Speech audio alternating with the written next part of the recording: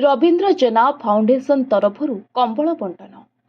Jaleshwar block अंतर्गत रायबणिया अंचलर मंगलवार पूर्वतन सांसद रवींद्र कुमार जेना अध्यक्षतार रवींद्र जेना फाउंडेशन आनुकूल्य कालिक पंचायतर कालिक कल्याण मंडप और कलमा पंचायतर 14टी पंचायतर असहाय वृद्ध वृद्धा दिव्यांग और अतिथि गरीब दिनमजुरिया रवींद्र कुमार जेना निज हस्तरे 1800 कंबल प्रदान करथिले।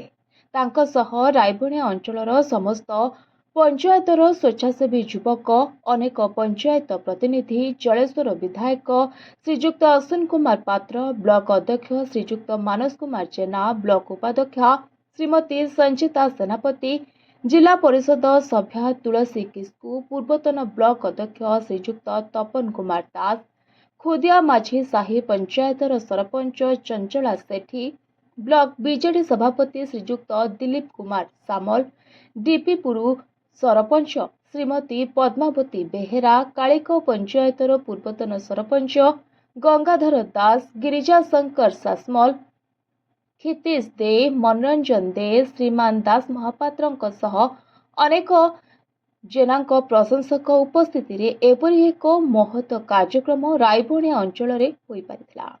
वृद्ध वृद्धांक मुखरू रवींद्र जेनांक प्रति भल पाइबा और स्नेहर आशीष एक भावप्रवणतार माहौल सृष्टि करिथिला।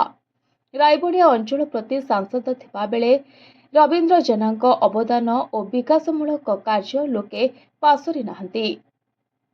एपरी महत काम पाई अंचल रे समस्तक पाखरु प्रशंसार वार्ता छुटिछि। Bureau report voice of Odisha live.